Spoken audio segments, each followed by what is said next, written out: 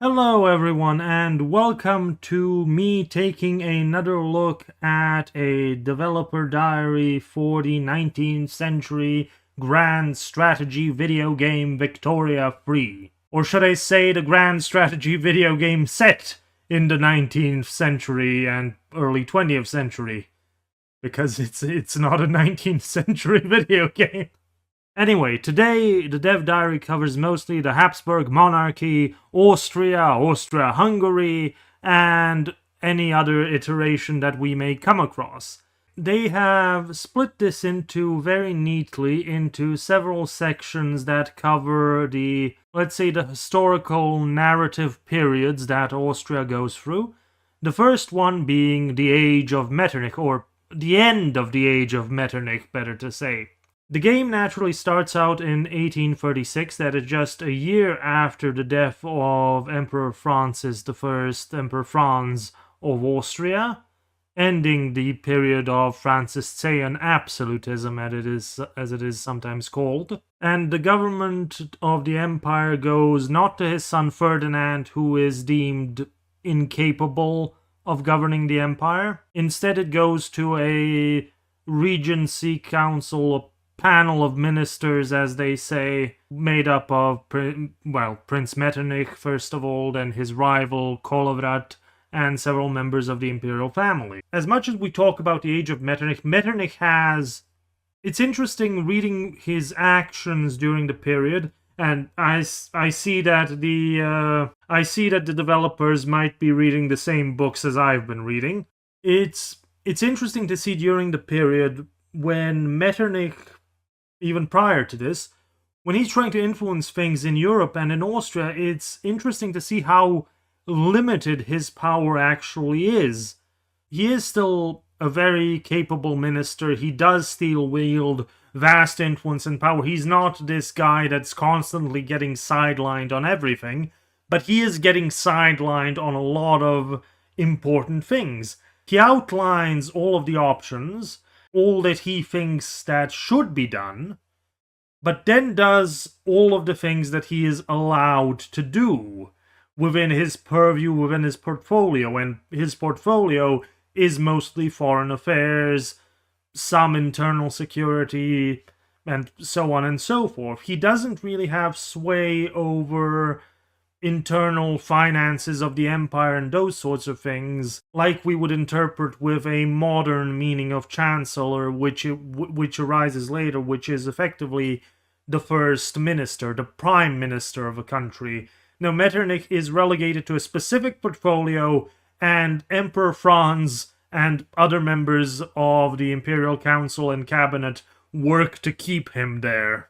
There is a moment very early that will be presented very early in the game that historically comes in December 1836, when he almost assumed the role as chief minister that would collect all of the information and direct all of policy. And he is stopped by Kolowrat, who very conveniently decides that he's not going to be sick anymore at the moment and stops Metternich's plan to take control of the government in its tracks. Partially through the influence of members of the imperial family that don't like some of the ideas that Metternich was proposing as reforms to the empire. And basically after that moment in December 1836, you get an empire that is effectively stagnating towards the revolutions of 1848.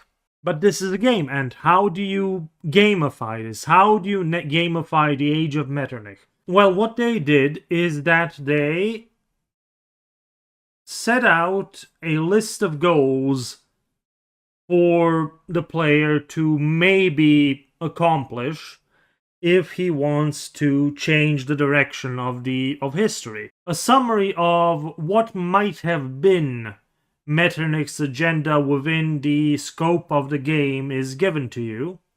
And if you manage to achieve those goals, you will get a boost in the game to certain things that Metternich liked and Metternich supported, and you will also change Metternich's reputation. If you accomplished all those goals, the influence and prestige of Austria will be greater, and he will be remembered as a visionary of the old society, opposed to an ideal both tantalizing and doomed. Or Metternich will be remembered as a discredited font of reaction whose vision would prove corrosive to all it touched. And that is what Metternich is remembered for, because he is taken as this scapegoat. Everything was his fault. Everything before 1848 is Metternich's fault. He is scapegoated to such a degree by everyone else in the establishment who is equally as responsible for things going the way they went and leading to the revolutions of 1848. But Metternich is taken as this scapegoat for everyone else, from members of the imperial family to ministers to anyone else with influence. Metternich is to blame while they get away scot-free. I think they even investigated Metternich's finances in office from 1809, since he assumed the office as Minister for Foreign Policy, which is an absurd investigation, and it is even more absurd because, if I remember correctly, they start applying the financial standards of the late 1840s and early 1850s to what Metternich did in the 1810s, in a completely different system, in a completely different era of the economy. You have the option of making the Age of Metternich, quote-unquote, a success, completing this list of gamified goals and allowing Metternich to peacefully retire instead of being chased out of office as Prince Mitternacht. Now, historically, Metternich fails with the revolutions of 1848, which is one of the conditions for his potential failure. And following the Age of Metternich is, of course, the revolutions of 1848, or the Springtime of Nations, the Springtime of the Peoples. Now, this is from the previous week's Dev Diary, and I do like how they've implemented the Springtime of the Peoples.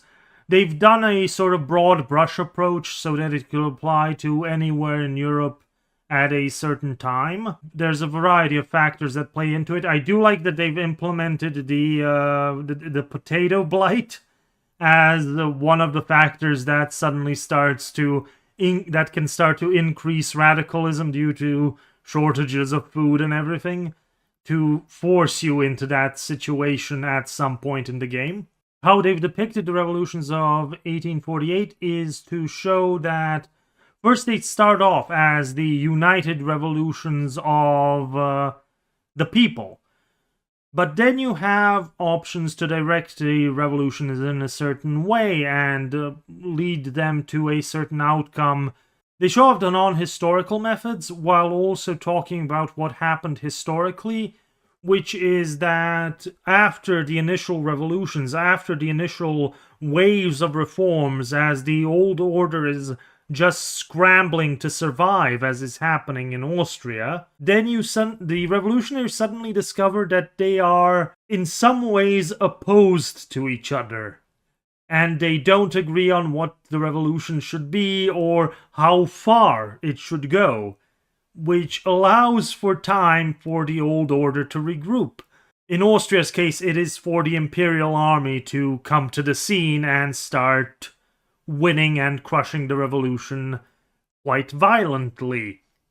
And after the revolutions of 1848 are crushed by the army in Austria, we enter into a new period of history, which is called neo-absolutism. That is the next decade after the Age of Metternich, after the revolutions of 1848-1849. Neo-absolutism is another attempt at centralization and modernization and rationalization of the empire from the top down. It's a almost forceful attempt to get rid of all of the vestiges of the feudal order that have been hampering the empire administratively, economically, and so on and so forth. It is sometimes called the Bach absolutism because of the interior minister Alexander Bach. Now, how neo-absolutism is interpreted in-game is that the neo-absolutists think that they can get rid of all of this revolutionary and nationalist fervor by improving administration, improving governance, and improving the economy. It doesn't work historically, but you can sort of try and make it work in game. Now again, they've set out a series of goals that, if you fulfill them before the opposition pressure becomes too great, you will establish and entrench neo-absolutism. Now, what are those goals? One is economic growth. The other is maintaining Austria's prestige. This specifically states Prussia, but the Austro-Prussian Wars comes after the age of neo-absolutism has already failed. Instead, the Austrian prestige and neo-absolutism fails after the defeat to Italy in the late 1850s. You come through the marginalizations of the Crown lands.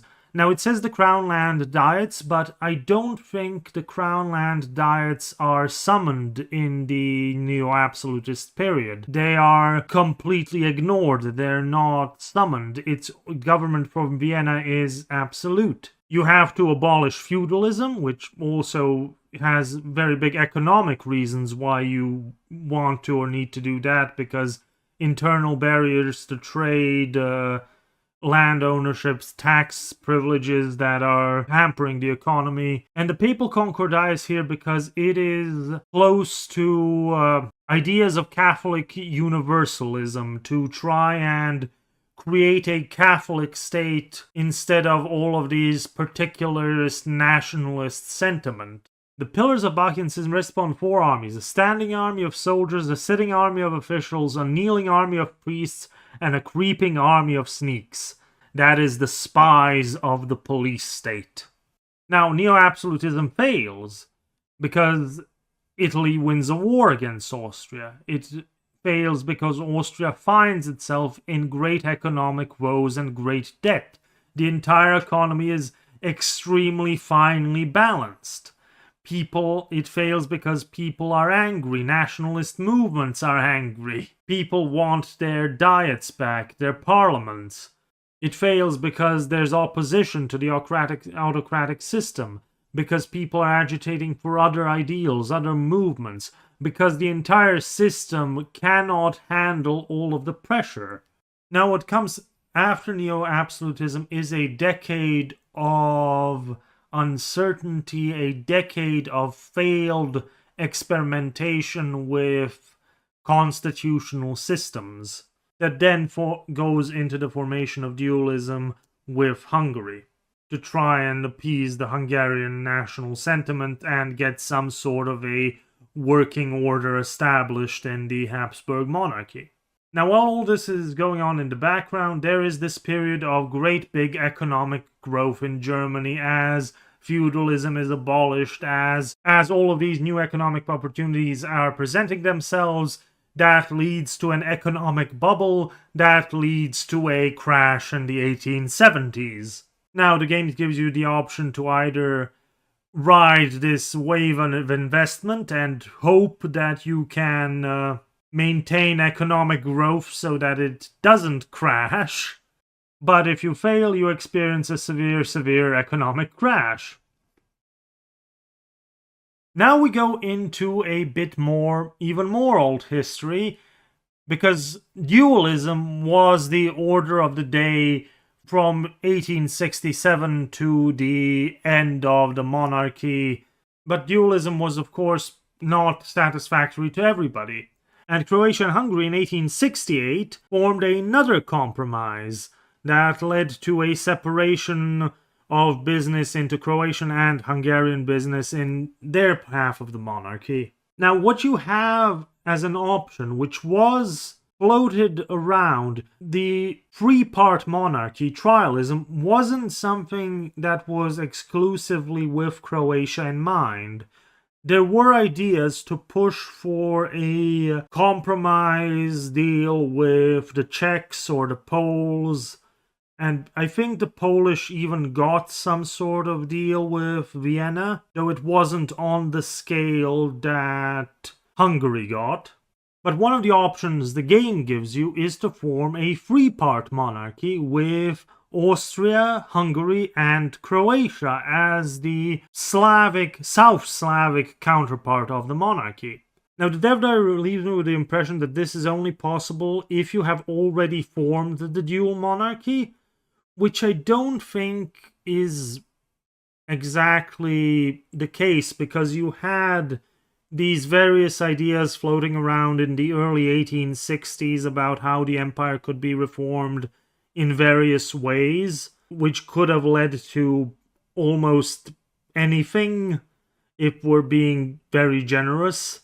Now, in-game, as Hungary is one of the main two decision makers, they can of course refuse this, and they have every incentive to, and then you basically need to stomp them into the ground, which is asserted to have been the plan of Franz Ferdinand. Now, upon the creation of the three-part monarchy, and whether Hungary agrees or you have to make them agree, you have options for how much land you're willing to give the Croatian part of the monarchy, leading to a map that can look like this, apparently. Ooh, look at Franz Joseph there. That's the first time I've seen his model there. It's better than what it was, because he used to have this big bushy beard before when he had just the generic model.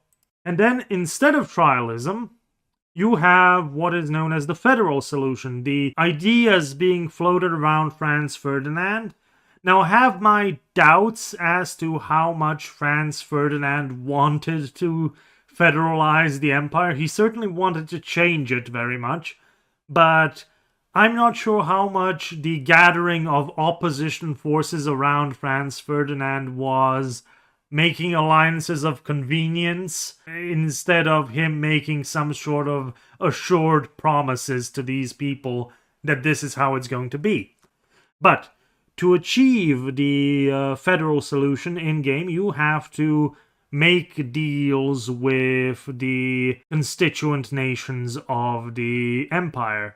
Now, from what I'm seeing, these sorts of deals are very much territorial, and you appear to release subject states again as more crown lands as you're trying to make these deals with the different crown lands for later federalization. And what you're trying to do is make them agree to federalization where they will become very much integrated parts of the monarchy with a new Danubian identity, so to say, to try and stabilize things. Naturally, this doesn't happen. These are all just options that are imagined, this probably being the most fanciful one and the hardest one to justify historically, because nationalist sentiments are very strong at the time, and dualism is very strong at the time. Hungary, it will not allow any countenance of removing its position or giving anybody else an equal position to it within this whole structure. Naturally, the Habsburg monarchy fails in World War I, and they try and model what comes at the very end of the time period, which is Austro-fascism, which only comes into the last few years of game time historically, but there are seeds of it in, as they say, in the 1890s with the Christian Social Party in Austria. Now, I'm not an expert on this topic, and I know some stories and things from what was it called? The self-dissolution of the Austrian parliament and the establishment of Dollfuss and so on. I am more familiar with the Hungarian Revolution, however, if you choose to play as Hungary, because Hungary itself also has a series of goals it wants to accomplish, and, well, in order to achieve autonomy or its independence. Now, some of the things that are here are the big revolutionary ideas of the Hungarian Revolution. The 12 points are the big grand reforms that get passed in the spring of 1848. Everything from voting rights to land reform to freedom of the press, changes in the country's economic system, all that seems that can be passed as, like one big package, which Austria has a chance to oppose. Then you have the establishment of the Hungarian army to attempt to safeguard the reforms.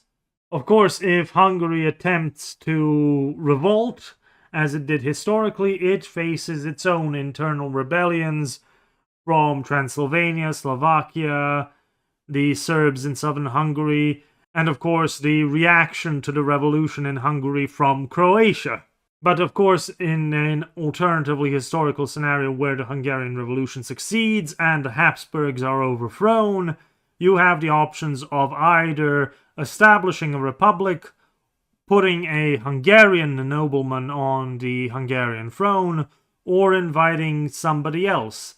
We also see events that are related to national awakenings of the different peoples that I think I've already discussed, how nationality arises through the spread of literacy, the prominent people in academia and culture, nationalist, pan-nationalist ideas, and so on and so forth, and how that raises the national awareness of national fervor of these. And then you also have some events here that also boost that through the writings of a national epic, or in Hungary's case, and probably in a lot of other cases, you have the question of what to do with all of the other nationalities in your country. In Hungary's case, like the Slovaks and the Romanians, and so on and so forth. Will you repress them, or will you not?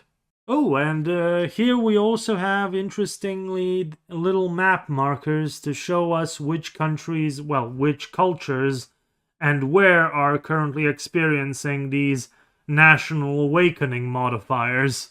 Oh, one thing that they are implementing finally, which wasn't in-game before, is consequences if you attempt to form a quote-unquote super Germany, which is, in game terms, it's the big German idea, that is to say, the formation of Germany with Austria, and then with all of the other peoples of the Austrian Empire, which has, if you don't release them as their own separate things, as is shown here, you will have very negative consequences both internally, as people inside the empire will not like that, and all of the people surrounding you will not like that, because you just created a ginormous empire in the middle of the European continent.